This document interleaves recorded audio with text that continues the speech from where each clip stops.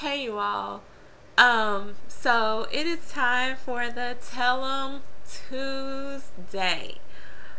Alright, so firstly, I want to start off letting you all know that I do not appreciate this 2-week break for Real Housewives of Atlanta.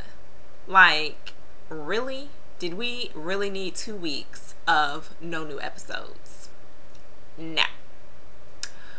Okay, so moving on, I am going to briefly discuss Real Housewives of Beverly Hills because I had to watch that after I watched everything else and catch up with that on the DVR. And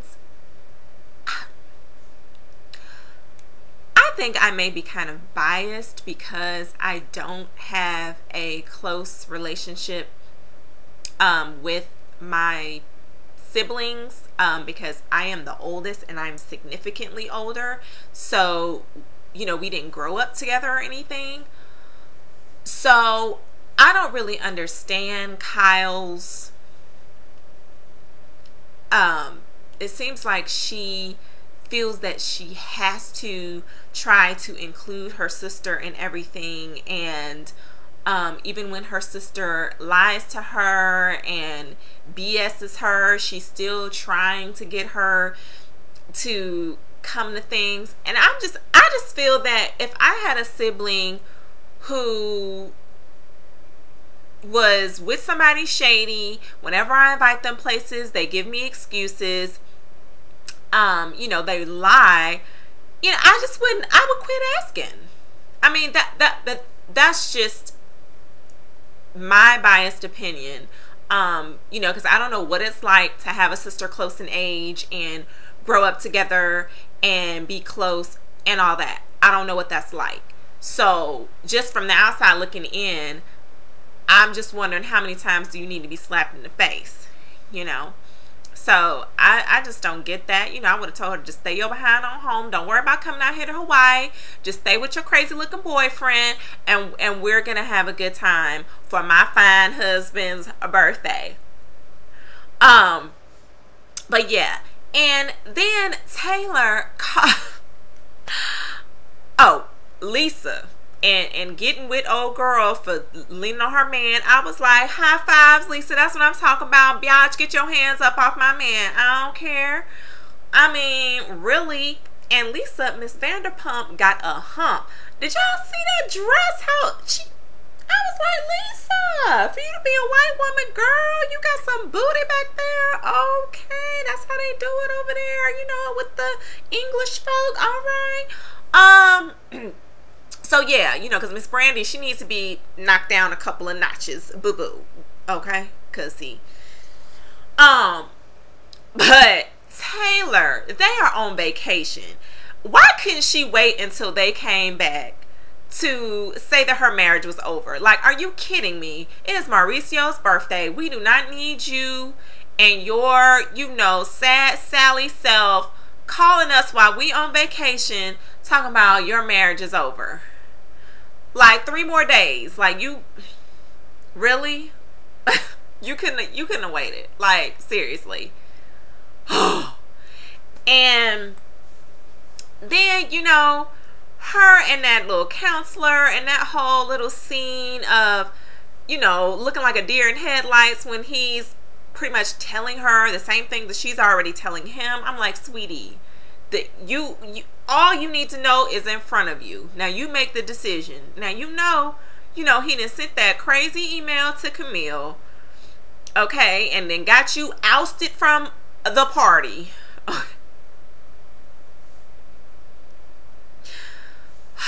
I just, but this was all, before his suicide and all that, so,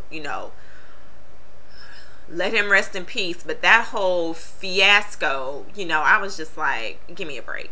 And again, like I said before, don't invite your friends into every inkling of problems that you have in your relationship, and then, when you bring them into it, they're in it. So if you can't handle the backlash, then keep your mouth closed. So, and she ended up with some backlash by running her own mouth. So, anyway, on to the family hustle. Let me tell y'all something. Shakina or Shaquita, Shaniqua, whatever, okay? You know, I understand, you know, that people still may have hood friends or whatever, and that's fine. But leave your hood friends, you know, where they at. Like, you can't take everybody everywhere. That whole, you know, bringing her to Beverly Hills and she cutting a darn fool. Any business ventures that Tiny's trying to do and she brings her along, she cuts the fool. I'm like, Tiny, I understand, you know, she is hairstylist turned friend, but you have to scale her back some, because see, she getting a little too big for her britches. And I really think that she's jealous. She brings up money way too often, and I'm like, how you mad at Tiny because she got money and you don't? That's not, she don't have nothing to do with you being broke. She has been singing since she was a child.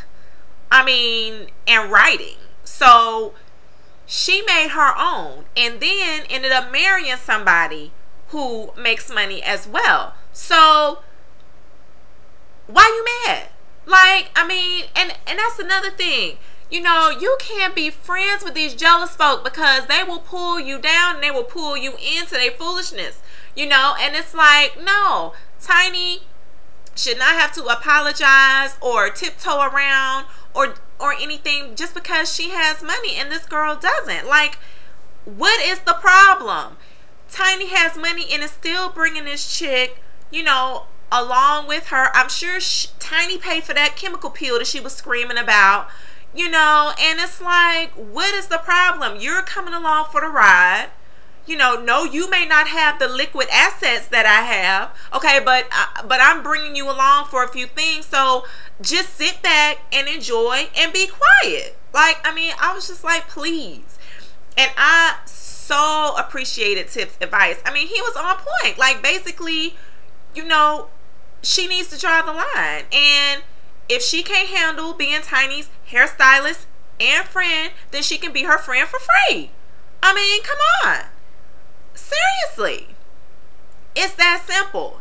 And then she, I don't know, you know, sometimes you treat me like your friend, sometimes you treat me like your worker. Okay, well, you're both. So yes, you will get treated like my hairstylist and you will get treated like my friend. You're both. Now, you can pick, you know, if you can't handle both, you can pick one or the other.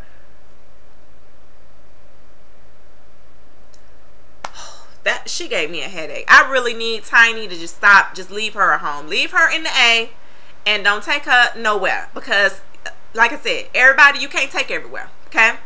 Now let that be a lesson. After she acted a fool with that, looking at that property for that salon expansion, that should have been the last of Tiny taking her somewhere. Okay, because alright, now to Love and Hip Hop. Alright, y'all. So Jimmy finally popped the question. Okay. You know, my little blog friends, you know, we kind of had a discussion about the appropriateness of the way he proposed. I felt it was half-assed, okay? You know, and some people argue, oh, well, you know, he's not an emotional person, da, da, da, da. Okay, I get that. But after 7 years, and I done got you not one, but 2 engagement rings, and I done told you I have had enough, and I need a break from all the foolishness, I'm gonna need a little bit more than that. And then he didn't even get down on one knee. I mean, ain't nothing emotional about getting down on a knee. Like, I mean, seriously, he should have at least been able to do that. You know, but I felt, you know, it should have been a little bit more elaborate. But at least he should have got down on one knee. Like, seriously, Jimmy? Like, really? I mean, that is the traditional thing to do when you propose. I understand, you know, and clearly he's traditional in some sense because he takes care of her. You know, that's the traditional thing for the man to take care of the household. So he's traditional in that sense. So why can't you get down on one knee? Now, of course, you know, Chrissy didn't make it a big deal because she got what she wanted. You know, the bottom line was he proposed, gave her a ring. Though, I mean, technically, they were already supposedly engaged. But, you know, now it's even, ring for ring, proposal for proposal. Okay, now we may be serious about moving forward. Okay, fine. But, you know, he sat up there and cried, you know, when he was talking to his mom about her relationship with Chrissy. So, I mean, he does have the ability to get emotional. And I just thought that that engagement, that proposal was just like, nah. But that's just my opinion. Who am I? I'm just a little hardworking black girl, okay? So, yeah.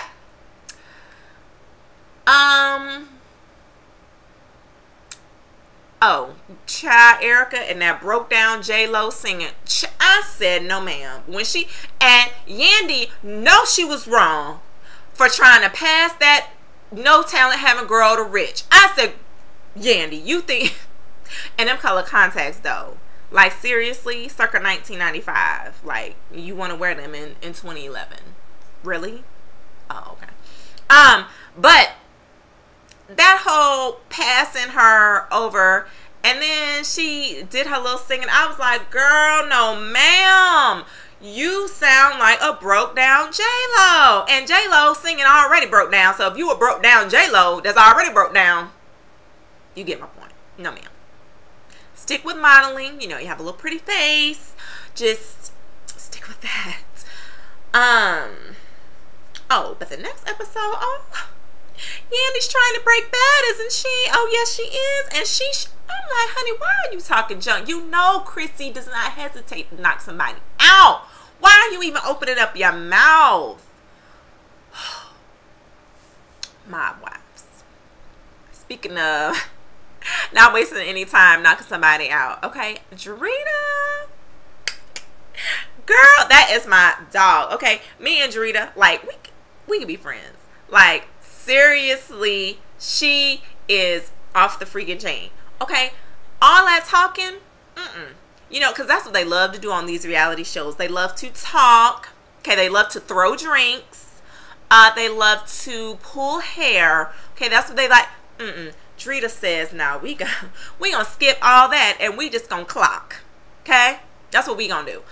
And so, you know, hey, and Renee and that whole almost dying with the plastic surgery, I'm like, boo, stop smoking, hit the gym, and eat right, okay? That could have saved you, all right, all of that trauma, okay? You wanting those instant results almost cost you your life. I'm going to need you to slow all that down, you know what I'm saying, and just live right, and you'll have the body that you want. Now, you know, do you some little squats, you know, whatever. If you want a bigger butt, work it out, okay? Because you still ain't got it. After the surgery, you still don't have it. So you could have just tried to put in the work the right way, and you probably would have had some visible results. But anywho, that is neither here nor there. You know, Renee, drama king queen, she's gonna do what she wants.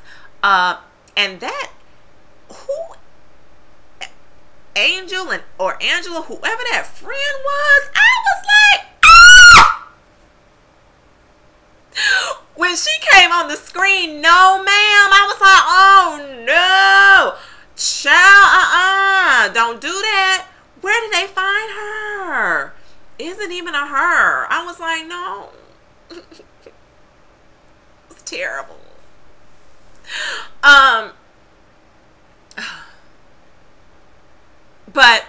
Yeah.